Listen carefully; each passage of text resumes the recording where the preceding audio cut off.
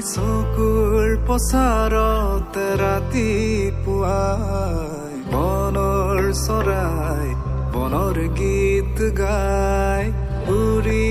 উৰি সীমনাতে হেৰাই প্ৰথম জাক পোহৰে সন্মুখৰে বাটবোৰ দেখুৱাই বতৰুৱা মন আমাৰ ধুমুহাকো নেওচি যাব আগুৱাই